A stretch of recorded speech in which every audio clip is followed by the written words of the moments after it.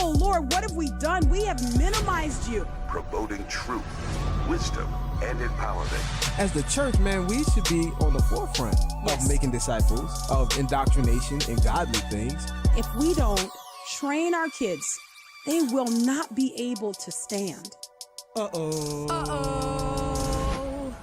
Aaron Addisons. On American Family Radio, thank you so much for listening. I'm Meeke. And I'm Will. And Sherry B. and Gray and Marty. And really? Okay. Well, wonderful. It's Gray today. Fantastic. Yes. Wonderful. Welcome to the program. Thank you so much for listening today. Today, we do have some announcements that we want to make sure that we get through, let our listeners always know what's going on, and then jump right into the content for today, because I do feel like it's one of those days where I've got a lot of ground that I kind of would like to cover if it's possible. And so I want to move quickly enough to try to get through all of it, but not too quick to where the connections aren't effectively made, or maybe some of the content gets left out. So I'll try to be really careful and not be unnecessarily wordy. Okay. All right. Announcements. The Marriage Family Life Conference, July 7th to the 9th, Tupelo, Mississippi. Make sure you register for the conference, marriagefamilylife.net, marriagefamilylife.net.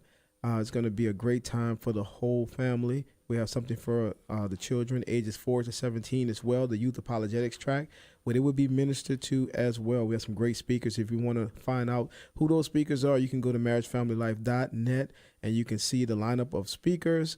It's just going to be just a great event.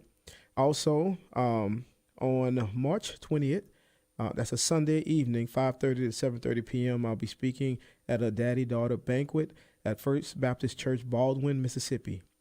If you would like to attend, you can call 662-365-5201 to reserve tickets. Tickets are $30 regardless of how many daughters. And so it's just going to be just a great time. So if you have 10 daughters, $30. Bring them all. And so, if you would like to be a part of that, please come to that. Also, if you want to email us, you can email us at addisons@afr.net, addisons@afr.net. Make sure that you follow us on Facebook or friend us on Facebook, whatever you do on Facebook. And also on YouTube, if you subscribe to the channel, you can watch the broadcast live there. So make sure you do that. All right. Okay. So today I want to talk about the path of least resistance and kind of maybe mean this in a couple different ways. But I want to unpack it carefully. And, one of the things that we try to do really is, we say this often, recalibrate our listeners. Like, how do we get back, as we were talking about yesterday, how do we get back on message? Like, how do we go back to the scripture for all of our engagement? And I think when we have existed as believers in America, but kind of, not truly adopting a biblical worldview, which means that it informs how we live, not just, what we say when we're in church, but it informs how we live even once we're outside in the public square. I think because we haven't done this largely, it's going to be really uncomfortable for us to navigate the wisdom of God and what God was communicating to us, or is communicating to us through the scriptures, both old and new. And so yesterday we were talking about how the liberals are able to just kind of like practice this incredible message discipline. I mean, they are just able to stay on topic. And we, unfortunately, are not able to do that. I think in part because we call into question the message. I'm not trying to paint with a broad brush here and say that that's everyone. But I think if we were really to explore what our problems are, as Christians living in 21st century America, I think we kind of hesitate at the biblical worldview line. We hesitate right there because we're not really sure if we can trust all of the positions that the Bible prescribes for us. And so what I want to do today is I want to make some connections, and I want to talk about the severity of the holiness of God, and how all of this kind of informs where we stand on issues. Yes, but then also we are able to observe the enemy's attack on what we know to be true about the holiness of God, at our points of great weakness. And let me explain that. And I don't mean for it to sound all jumbled up, but I'm going to string together several current event stories just to make a point that what the enemy is doing in our culture right now, and some Christians are complicit in this, is that he is seeking out and taking very successfully the path of least resistance to wear down mature believers. So it's supposed to be that mature believers are supposed to be working to protect the weak and the innocent among us, right? Like those who are weak, we're supposed to be helping them. The Bible is very clear about this. As it is, though, you've got the weak among us who are being mobilized against us, the older believers, the younger. Maybe they're believers, maybe they're not, I don't know. But the younger ones that are in our fold, okay, are being mobilized against us. And I'm talking about our children. And I want to talk about what I perceive the enemy to be doing here in all of this and why it is so important for Christians to, one, several things. And this is not in order of importance, but let me say the first thing. You got to believe some of the songs you sing in church. Like some of the songs you sing, you got to connect your heart to that and your actions to that. We used to sing a song where we talked about we had decided to follow Jesus and that there was no turning back. And we would say things like, though none go with me, still I will follow. Right? We would say that. And I think that for a lot of people, for a long time, we thought that was true. Yeah. And then people started, to not go with us. And we were like, wait, and so then you're kind of pressed to see if that's really what you believe. Like, have you really decided to follow Jesus? And if somebody doesn't go with you, who you started out with, do you still keep going? Do you keep going with Jesus? What we are seeing today increasingly is that people are saying, well, if it's someone close to me, or if it's someone in my family, or if it's my child, I'm not going to keep going. Wow. Now, you might think that the Lord is maybe surprised by this, or that this is sort of like a new phenomenon. Like you might look at this and be like, oh yeah, this is just because, kids today and they're pulling their parents away and this has never been seen before. And this has never been a threat. But you would be wrong. You'd be wrong. In fact, God actually calls this out Old Testament. And then we see it again, underscored in the New Testament, that the Lord is very clear about those who would lead us away from him. Yeah. And it doesn't matter who they are. The Lord is very clear about those who, because our hearts would be so tender, that we would adopt a new philosophy, if you will, or a new position of what we would then redefine as morality, because somebody close to us has now, defected. You know what I mean? So now we start to soften because we love them so much. And so then what we do is we believe that, maybe in some ways, because I love them so much, God has softened as well. Well, not so. So having set that all up and said that, let me go back and let's look at some of these headlines here that we even talked about yesterday, because there's an update, which, although Will the Great, I don't know. I don't know that I agree with you on this. Let me just say. Yeah. You said, go ahead. No, I can see that, because there was someone else that didn't agree with me on it, but we can talk about it, and I have my, I guess, reasons for the way that I believe, Of course. Yeah. So we can talk about it. Okay. So let's bring this information in. There's a lot of information. Oh man, there's so much ground to cover. Okay. So we were talking yesterday about Bob Chapek, who is the CEO of Disney, and it was all over the world, exaggeration for effect, that Bob Chapek had not weighed in on Florida's House Bill 1557. The liberals on message, they are calling it the Don't Say Gay bill. This is a lie. This misrepresents the bill. In fact, the bill seeks to protect kids from being sexualized, period, without regard to singling out any type of sexual group or whatever, however we, speak of these things today. It seeks to protect children from third grade down to pre-K. That we're not going to sexualize your children. Your children in Florida, and as it is all across this country, should be able to go to school and not be sexualized. Right. Okay. But again, keep in mind, the reason we're talking about this, I strongly believe that there is a reason that this is happening to our children, and the aim does not stop at them. I believe that the hypersexualization of our children, and indeed the confusion that results when they are hypersexualized at younger and younger ages, I believe that this results in the turning away of the parents as well. Yeah. And the Bible anticipates this. Guys, we are not left to make it up on our own. The Bible actually anticipates this and gives you a safeguard against it. And we're going to talk about it. It's going to make people uncomfortable. I already know, but it's okay because it's in the Word of God. And God has written these things for us so that we would learn. We would learn from these things that were written aforetime. Okay.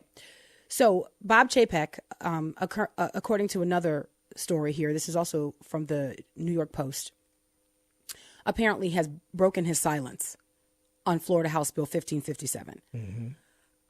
I actually don't think he has broken his silence on Florida House Bill 1557. I think the story tells you that's what he has done, when in fact you read the story and he has not said anything different than he said the few days before. Like, I don't see anything different. However, people think you're dumb, you know, and they think if you read the headline that you'll just say whatever they say that the headline says. So, but now here's the thing. There are some people who will say, and I don't know, Will the Great, because we hadn't talked about this going in. Mm-hmm. So maybe you say, but I think it's kind of pointing to where he will go down the line. You think that the pressure is getting to him. Is that what you would say? Well, yeah, but this is what I would say.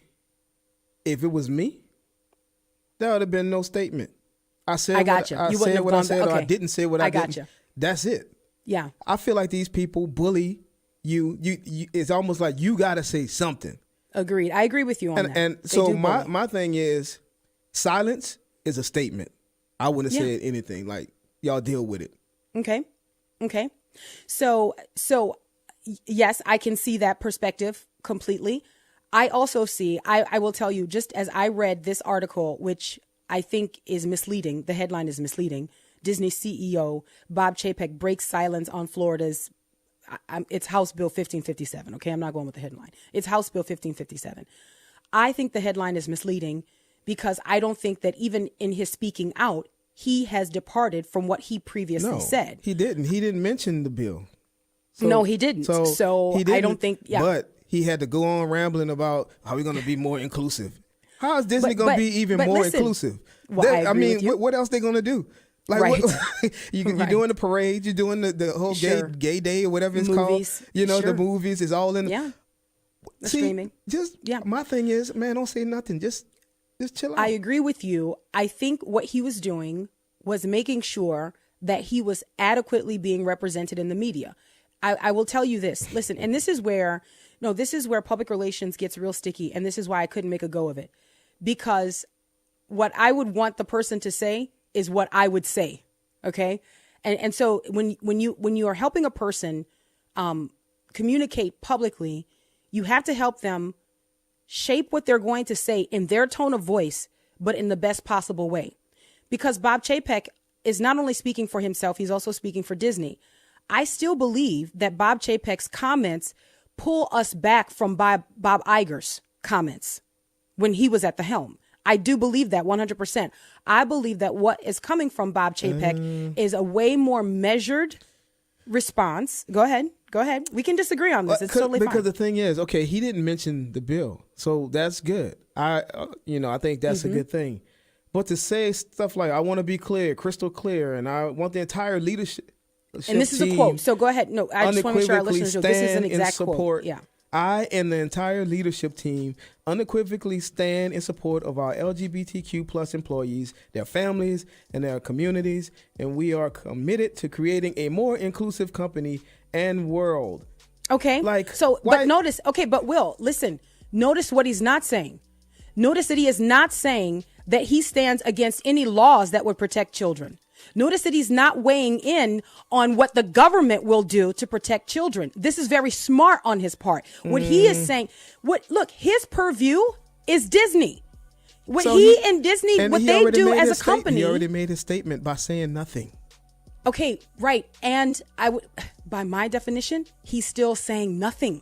So why he made statements? So that people would not misconstrue what he's saying. Look. There's a way. Oh, we got it. We got to come back. Look, people are loving this. They're like, "Ooh, the Addisons." All right, we'll take the break and we'll be right back. Stay there. Here's some great news. If you missed the deadline to sign up for health insurance, or if, like a lot of people, you just have a plan you're not happy with, you still have a choice. It's called MediShare. It's a Christian healthcare sharing program. There are more than 400,000 members now, and they love it. In fact, MediShare has double the customer satisfaction rate compared to that of health insurance. And MediShare really is the gold standard when it comes to healthcare sharing. It's been around more than 25 years. Members have shared more than $4 billion of each other's medical bills. Plus, MediShare is for you. It has saved its members billions by advocating on their behalf. Best of all, the typical savings for a family is around $6,000 a year. So if you think you're stuck with a high-cost health plan that doesn't have much to offer, think again. MediShare has a 98% customer satisfaction rating, and you are invited to be part of it. Call now. 833-44-BIBLE. That's 833-44-BIBLE. 833-44-BIBLE. This February, you can share heartbeats for the preborn. The Ministry of Preborn's mission is to rescue preborn babies. You see, every heartbeat proclaims our Creator's name. And when a mother considering abortion hears that heartbeat through ultrasound, the message is loud and clear. When I heard her heartbeat, I decided to keep her. And now my daughter's about to be 3. I don't know where my life would be without her. Preborn cries out for the preborn through heartbeats while supporting moms in crisis nationwide. When an expectant mother meets her baby on ultrasound and hears the heartbeat, it's a divine encounter, and 80% of the time, she'll choose life for her baby. To find out more, go to preborn.com, that's preborn.com, or dial pound 250 and say the keyword baby. That's pound 250 and say baby. Your love can save a life. On American Family Radio, this is Barry McGuire. I'm a car guy here to help you understand God's purpose for your life through the eyes of a layman. Don't spin your wheels. It's like putting your car in neutral. Nothing much happens except a lot of noise. Have you ever felt prompted to speak to someone about your faith? You were right on the edge almost, and then you put it in neutral? The point I want to make is this: there's always a battle going on. It's called spiritual warfare. The Holy Spirit prompts you to reach out to someone, and then you think of all the reasons why you shouldn't, all the reasons why you can't. The truth is that darkness will always want to rule over light, to put it out. You may be the only Christian who stands between heaven and hell for those God has orchestrated for you to meet. So seize every opportunity God gives you to lead everyone you meet closer to Him. Your job is to ignite revival outside the walls of your church by moving everyone every day closer to Jesus. If you need help doing that, go to rotw.com. You know me better than I know myself. Your ways are higher than anything else. You have a plan far beyond all my wildest dreams.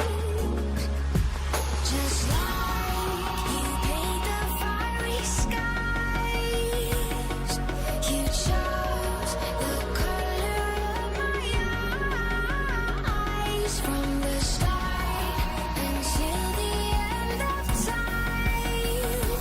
You're in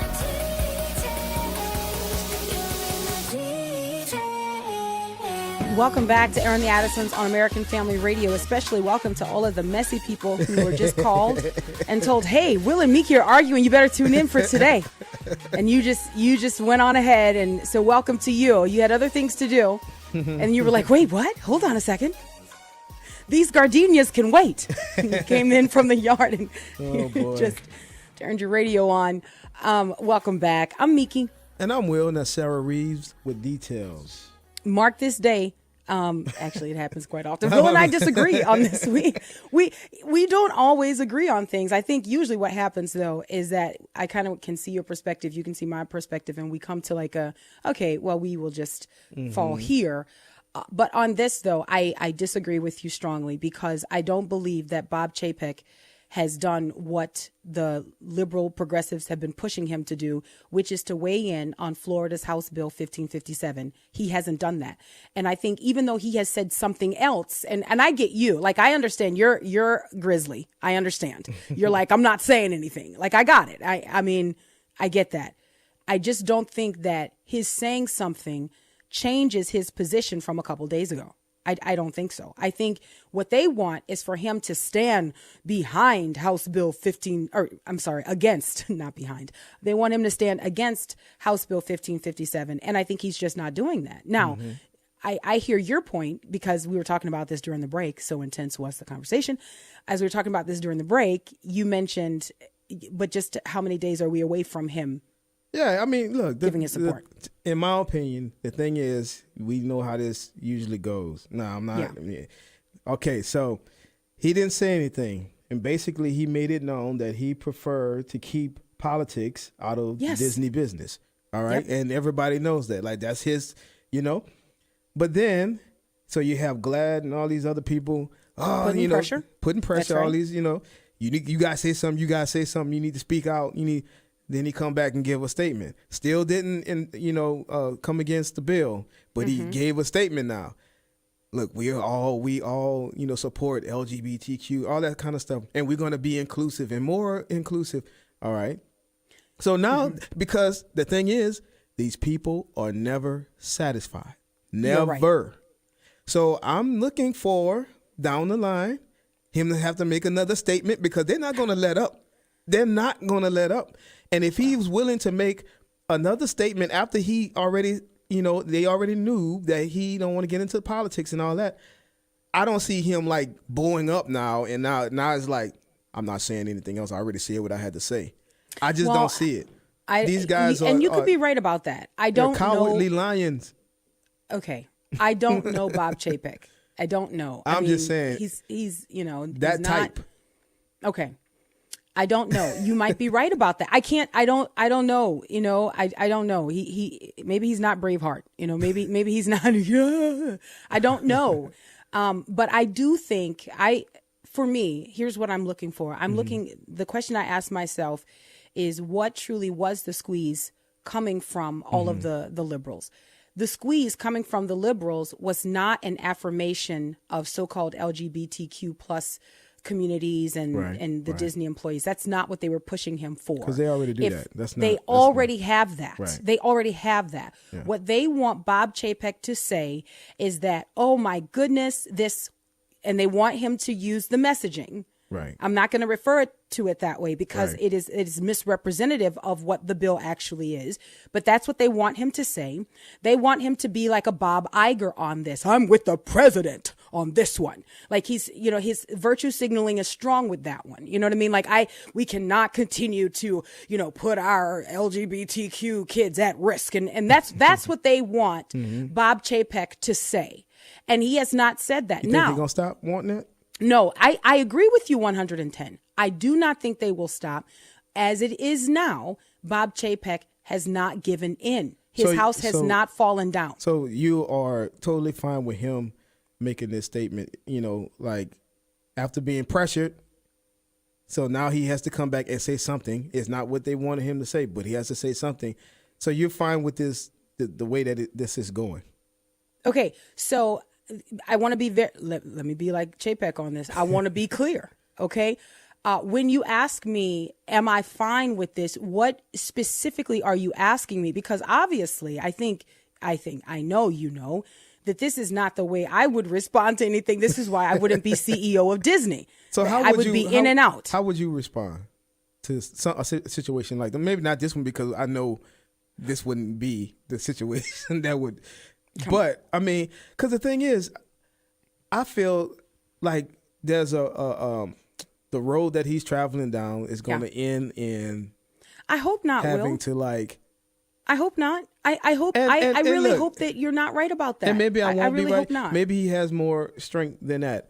But at the end of the day, Disney is not. They are gay, homosexual, affirming. No, you're right. So, you're absolutely right about that. No, whether he say anything about this bill or not, we know where they stand. And he dug his heels down deeper and said, "This is who we are." Yes. Let me tell you, we are in such a drought for courage in this country. Like, we are in such a drought as it pertains to courage, and very few people have it. Both men and women, very few have it. So this is what I'm saying. I affirm now, because what I'm not, I don't want people to think that I'm standing over here with like Mickey ears and I'm like, yeah, hey, here's what, you know what I mean? Like, where are we going? That's not at all what but here's what I'm looking at. I am looking at a form or a type of courage that is hard to come by in our culture. And what does the courage look like? It looks like this. I am not going to condemn House Bill 1557. Yeah. I am not going to affirm it. I am going to say what I said again in different language for those who are hard of understandanding. So I think the courage would have looked even more robust if he wouldn't have said anything. If he had just been like, look, boom, I said what I said. I said what I said. I could see that. But I will tell you, if you were Bob Chapek and I were representing you as a public relations you would tell me to make a statement that... Yeah, I would tell you, make sure that you don't let yourself be misrepresented in the media. I would say that this is what you need to come back out and say. Now, of course, if I were representing you, this would be a totally different situation because then I would write for you. Okay. I would write for you. Somebody probably wrote that for him. Absolutely. But, there's no question. That's why I'm saying I would write for you. Yeah. You absolutely 100% stand behind House Bill 1557. There is no way parents should live in fear. There's no reason. I'd edit it. There's no reason parents should live in fear of sending their kids to school that they're going to be sexualized and sent back home to them different than they left. So, there's no reason. Man. So I just have a problem with his initial statement not being enough. So what you're saying that he didn't say anything different from what he said at first. No. So what? I mean, why slightly, did he have to? Slightly different. So because what was different? In the first article, so in the first article, what you actually had was other employees of Disney weighing in and saying that this is what they knew to be true of Bob Chapek, even though Bob Chapek himself said that there was no reason that you needed to bring politics into what we do over here at Disney. Okay, paraphrasing him there. Mm-hmm. In the article we referred to yesterday, there were other employees who came to Bob Chapek's defense. Disney Chief Corporate Affairs Officer, a man by the name of Jeff Morrell, defended Chapek's stance in a statement, according to the Hollywood Reporter. And this is what Jeff Morrell said about Bob Chapek, quote, "Whatever Bob's personal politics are, he's not an activist and does not bring any partisan agenda to work. He sees himself first and foremost as the custodian of a unifying brand that for nearly a century has been bringing people together, and he is determined that Disney remain a place where everyone is treated with dignity and respect," end quote. So that is someone speaking on Chapek's behalf that I thought really kind of summarized. I thought it was enough. It was enough summary as to where Chapek stands on this issue. I don't think his statements today put him in a different position or even a softer position, because what the push is that you speak out against House Bill 1557. I understand that, but what put him in a softer position is him saying something. Like, why don't you just... Like, this is what... You're such a warrior. No, I'm just saying. He said where he stands. Somebody else vouched for him and was like, man, this guy... Man, why you got to come back and say something to reinforce your affirmation of, like, LGBTQ? Well, okay, so, man, I hate to speak on this issue from purely a public relations stance, because this is not the position that I would take. You understand? Yeah. Like, this is not... I couldn't represent him. I couldn't help him because it would violate my conscience. Do you understand what I'm saying? Oh, yeah. Right. Yeah. Okay. So a lot of people who do PR have to be able to disconnect themselves from the things or the people that they are representing. Mm-hmm. And that's why I can't do it. I can't. It's hard for me to disconnect myself from my biblical conviction on this issue. And because here's what I would want Bob Chapek to say, and everybody knows. Okay. However, if for a moment I was able to look at this from a purely public relation standpoint, I would say that Bob Chapek has doubled down. I know it appears to you, I understand, it appears to you that he is capitulating because he's come out with some other honey smooth statements. But really, when you look at this from a PR perspective, he has doubled down. And what do I count as a doubling down? I count it as, I'm not going to condemn this House bill. I'm not going to comment on this. I said I wasn't, and then he doesn't. See, doubling down to me would have been like, I'm not condemning this bill. I'm not saying for it or against it. I already said where I stand. Okay, I see. That's a doubling down to me. Not like, I see that. we're going to do all things in our power to make sure. Like, a doubling can see down that. is like, look, this is not politics. I said what I said. Like, look, great case. People like Governor DeSantis. Mm-hmm. I'm looking at people like that, and I don't know who his PR person is, but they don't really care about. Like, he says what he says. Like, he says what he says, you know. Yes. And I feel like, man, that's the type of courage and you know that I'm talking about. Like, Well, man, in the face of all this kind of stuff, Her name is Christina Pushaw, his spokesperson. Well, hooray for her. Because Yeah, I agree. She don't make him sound like he like soup mouth. No, she doesn't. In fact, I have another story here. I don't know if you want to transition or just continue. Can we argue some more? No, we Go don't. back because people are loving this. They're like, man, that's good. If the Addisons can disagree like that and they still love each other, maybe there's hope for me and Bob. Anyways, but do you feel like you made your point? I feel like I made my point. think I we don't both know made if our we points. It wasn't, you know, yeah. I understand what you're saying, but I just like we just disagree.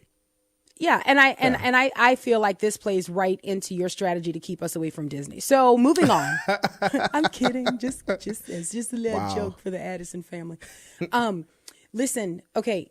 So you were asking about Governor DeSantis's spokesperson or his public relations person, and I actually have a quote from her in this article that I was reading. And again, man, I don't know if I'm going to get to tie all of this together. I hope that I will. Although, let me say this, I think it was worth the conversation that you and I just had, because I think it shows that we can think deeply about these issues, right? We can go back and we can consider the information that's given, and we don't have to have just a cut and dry response. And I will say this, Governor DeSantis, I was talking to someone today who was telling me about a journalist he was kind of tussling with, Governor DeSantis and this journalist, who brought up this bill and started House Bill 1557. and started naming the bill, the name, you know, the don't say, you know, don't say. And Governor DeSantis stopped and said, "Is that what the bill says?" Come on. See, that's not a PR person right there. That's him talking. Now, maybe he got coached, you know. I mean, well, because at the same even time, public relations can only do so much. You got to have something to work That's with. what I'm saying. Like, I've seen moments with him like that, and I'm not saying he's perfect. I don't really follow him like that. But for what I've seen, I'm like, man, this dude is not afraid to like say, boom, no, and to challenge them right there, you know. Yeah. And so Florida's got a good one. Yeah, they do. I agree. They really do. They've got a good one, and he's proven it over and over again. And I mean, to the question of perfection, I mean, find one.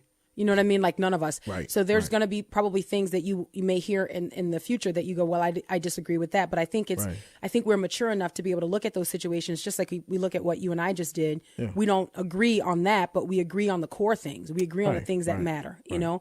And I think probably a lot of Floridians feel the same way with their governor. So anyway, good for y'all. Okay, so here is a story that I wanted to bring in that actually quotes DeSantis' spokeswoman and commenting on House Bill 1557, because all of the guns have come out on this right now.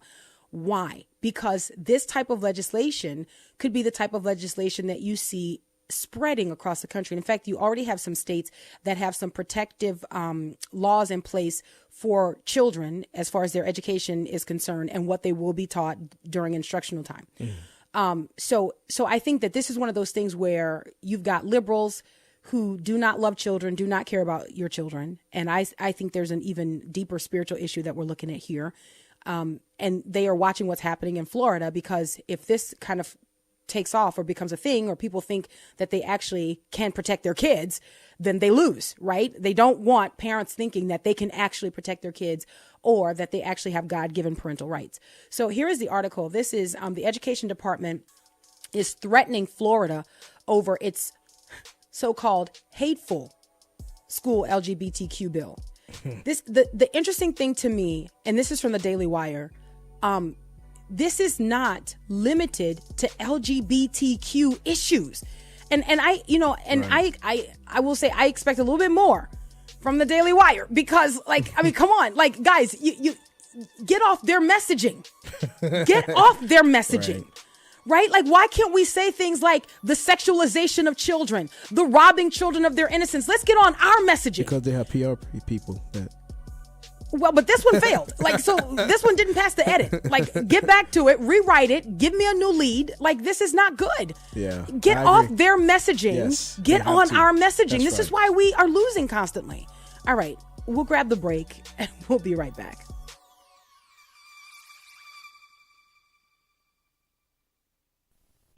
AFR programming is now available on Alexa. You're joking, right? Nope, not joking. Seriously? Yep, this is not a drill. Wait a minute. No way. There's a way, the Alexa way. So if you just happen to miss your favorite shows, no worries. You can now listen to each podcast with Alexa. It's simple and it's free.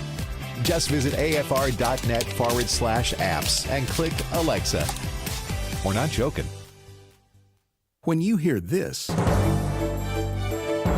is American Family News. You know what follows is the truth. Your news from a Christian perspective. Hundreds of teachers are going to have to walk into that school building, and they are forced to swallow political ideology that in many cases violates their very faith and conscience. If you miss it at the top of the hour, American Family News podcasts are available at afn.net. And sign up for our daily news brief at afn.net.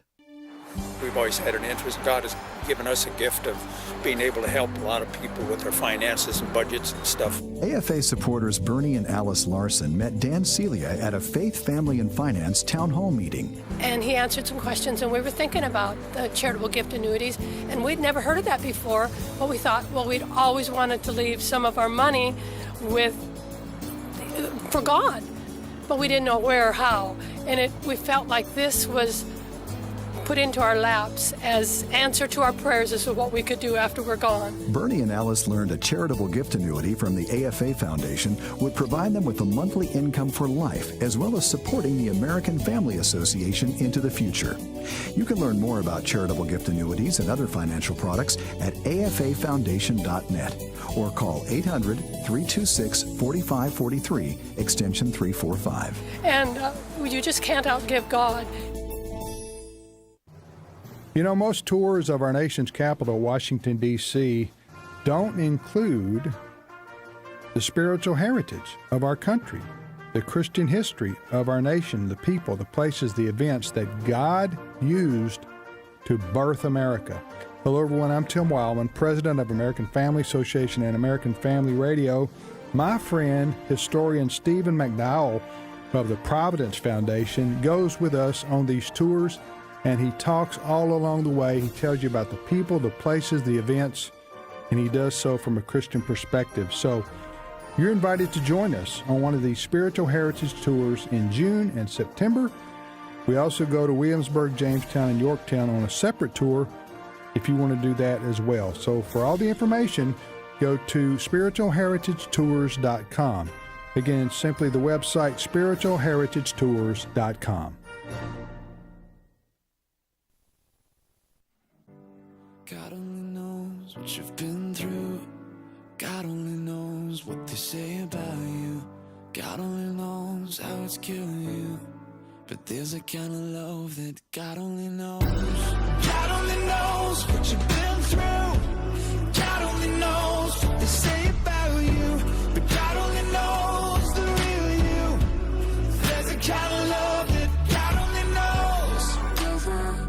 Welcome back to Aaron the Addisons on American Family Radio. We appreciate you listening. You know, Will the Great, I was thinking about the fact that there are roughly 329 million people in the United States of America, and I was thinking how many of them probably enjoyed our exchange, and there will be like some who will agree with you, and some who the rest, the 327 million that will agree with me.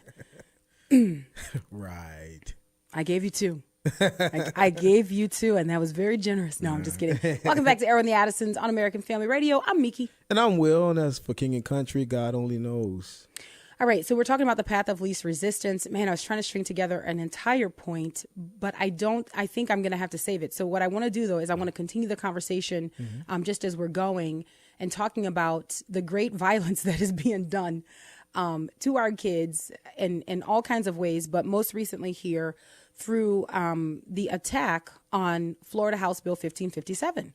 I mean, it is just mind-boggling to me how much we live in a depraved culture that wants to sexualize children. Now, listen, if we're saying we're protecting kids from sexual instruction from 3rd grade on down in Florida, tell me when you can remember a time before now that would have been questionable in the least. Like, don't you remember, like, when you were in high school that your parent had to, like, give you permission to sit in on that, you're becoming a woman.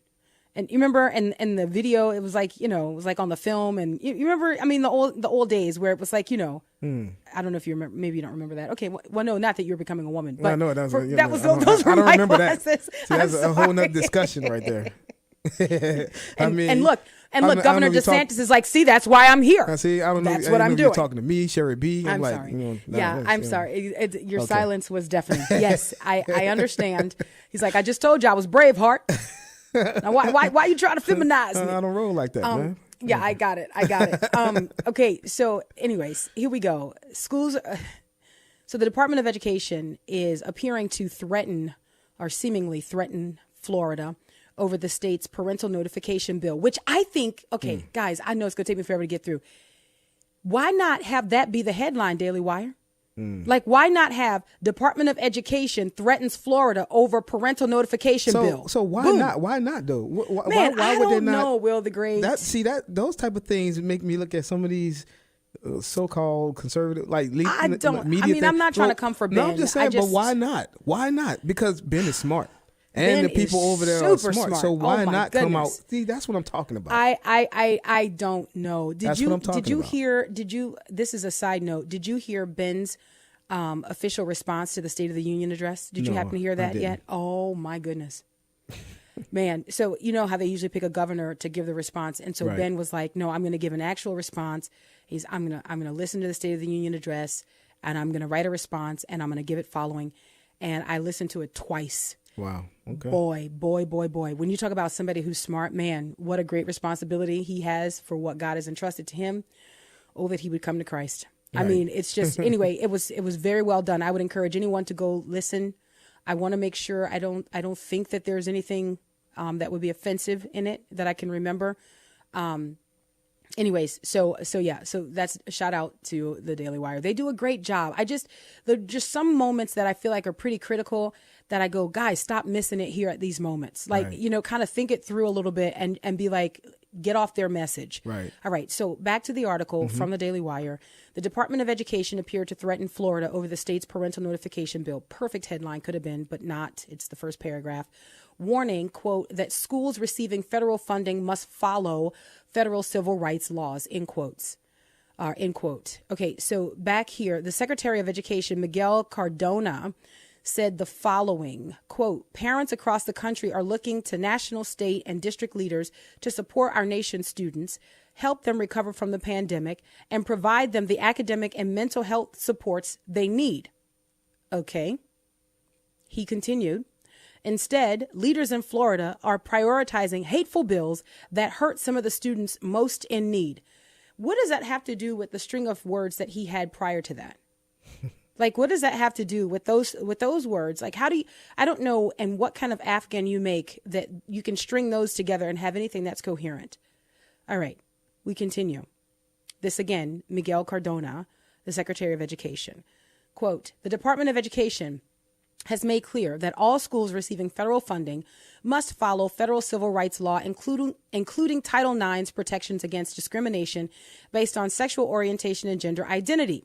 He continued, we stand with our LGBTQ plus students in Florida and across the country and urge Florida leaders to make sure all their students are protected and supported. But wait.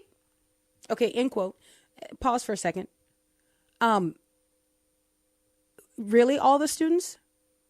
Really? How do you say that those students who do not want to have their rights violated, being inundated with messages that conflict with their deeply held convictions, like how are those students being protected? So essentially, as I throw my flag on this play, you do not want to protect all students. You want to protect certain students. Yeah. The ones that you've already put in a protected class.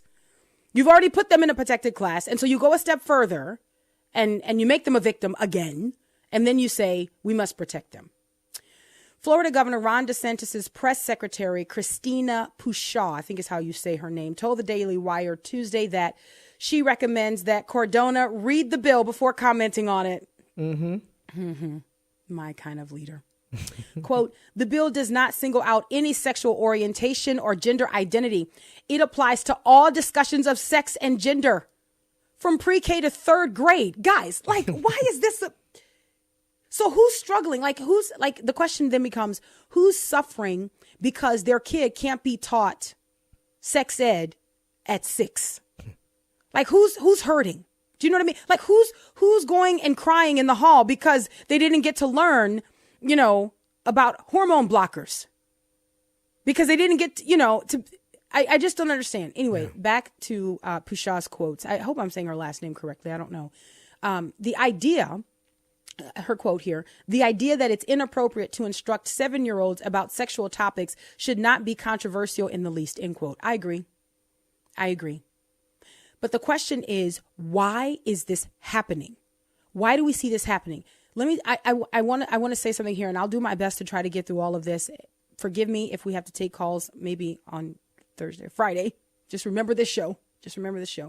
I really believe that there is a more sinister reason behind the hypersexualization of our children and how this wears down the parents.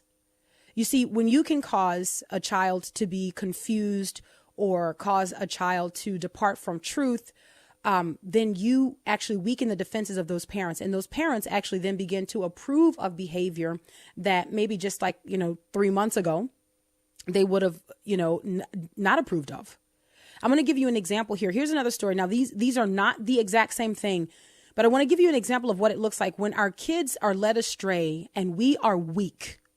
When we don't apply the word of God, we don't believe the Bible to be trustworthy. So then, therefore, we don't apply it. When our kids fall away, we actually go after them rather than standing where the stake is in the ground and saying, no. So here's an example. This is from the Christian Post. Stephen Furtick, the Elevation Church pastor, Stephen Furtick, the mega church pastor, he and his wife, Holly, are receiving some criticism right now because they are publicly celebrating a music project that their 16-year-old son, Elijah Furtick, has released. Now, I got to give you a warning. Some of what he covers in his music is not suitable for young listeners. Let me say that again. The 16-year-old Elijah Furtick, the son of Stephen Furtick and Holly Furtick, has released a music project that his parents are celebrating on social media. The problem with this is that what the 16-year-old son is singing about does not glorify God, like at all. Man.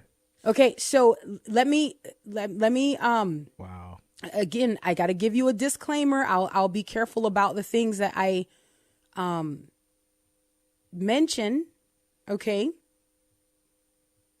In the music video for one of the songs called No Hook, Elijah Furtick refers to oral sex and drinking Hennessy and his bro keeping a gun.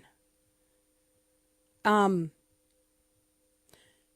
parents have come out supporting the son because, my son. Do you understand what I'm saying? So in a post celebrating his son on Facebook, Furtick said that he was inspired. Quote, "You already know how proud I am of you. But today, on the release of Teen Machine, which is what the project is called, I want you to know that you inspire me. You inspire me." So how do we get to this place where you've got, and by the way, I'm going to scoop this all together to make my larger point. When our kids are worn down and then sent back to us with these new norms and these new so-called convictions, our hearts bleed for them, which is why, by the way, we've been given the breastplate of righteousness by the Spirit of God, the breastplate of righteousness that would protect your heart, that would lead you astray. Righteousness would be a garrison around your heart. Righteousness would protect the heart that would lead you astray, that you would say yes to wickedness because you love the person who is behaving wickedly. Righteousness would protect you in that way. As it is, nobody cares. We just love our people, and whoever they are and whichever direction they go, we go right along with them. And we can't do the hard things where we say, no, I reject this. Yeah. This is sin. The Bible has already defined it as sin. Who am I to redefine it? I don't care if you have my last name. I don't care if I carried you for 9 months. This is sin. We will not affirm this. But this is an example of what it looks like for a heart to be led astray. So now you take this and you multiply it times all of our kids sitting in these classrooms all across this country that are being told, you know, you really don't know who you are. What you've been assigned at birth is not really who you are. You don't really know who you are. And so then you've got all of our girls in particular, but all of our kids, but our girls in particular, who are getting together in droves and deciding that they're a different gender. Right. And then they're going home to their parents after these slumber parties. They're going home to their parents and they're telling their parents that they need things. They need hormone blockers. They're telling their parents that they need to have healthy breast tissue removed. And the parents, because they love their children, they look at their children in the face and they say, I love you more than anything. And the problem with that is that they mean it. They mean it. It's not poetry for them. Right. It's I love you more than anything. Which the Bible clearly tells us, if there is anything that we love more than the Lord, then we're not worthy of him. That the Lord Jesus Christ, amazingly, as he's bringing peace on the earth, he actually is not bringing peace but a sword. Like, these families are going to be divided. Why? Because of him. Because of him. Because the Lord God calls us, as we follow him, to do hard things. We do difficult things because he's worthy. We do difficult things because if we don't do those difficult things, then they lead us astray and then they spread like cancer. And so then what's happening in our churches all across this country, as well as you've got youth groups that are infected with a type of wickedness that you would not imagine. Why? And because no one has the courage to say, hey, this is sin and we're not going to allow it. This is not just a hangout for the wicked. This is supposed to be a group of kids who are part of this fellowship, who are getting together to share Christ together. And maybe we have content that's appropriate for their age group. Maybe we package it in a way so that they can understand it and receive it. But what we weren't trying to do was to just bring the world light into the church. But that's what it's become because, people just love their children more than anything. And so no one has the courage to stand up and say it's sin. But here's what makes this so much more intense. And here's what makes it so much more difficult for us to deal with is that it's happening inside our own homes. Yeah. So your kid comes to you and your kid, I just got to tell you, this is who I am. And this is who I'm going to be. And the parents refuse to do difficult things. And I wish I had a few more moments to take you to the Old Testament and show you how consistent our Lord God is. From the Old Testament to the New Testament, he told his people to drive the wickedness out from them. So you don't condone this. You don't say, and so look, I'm going to tell you something. And here's where it gets real sticky because now, and I think this is by design of our culture, our kids are younger and younger. So we've got our 7-year-olds and our 8-year-olds who are confused about their sexuality. So that means you got to do the difficult work of pulling back that kid from all of those influences so that you can nurture that kid back to health. As it is, that's not what we're doing. We're just letting them run like wild woodland creatures, just letting them run. But then if you've got an older kid, a kid who is of age and can live independently and is telling you, this is who I am and this is what I'm. And you, man, we got zeros and ones. If the person is a Christian, you do this. If the person is not a Christian, do that. If the person is not a believer, man, you want to bear with them. You want to lead them to Christ. But if the person is professing to be a Christian, the Bible says don't even eat with such a one. I'm not done. There's more to unpack on this until tomorrow, Lord willing. God bless. The views and opinions expressed in this broadcast may not necessarily reflect those of the American Family Association or American Family Radio. Faith, family, freedom. American Family Radio.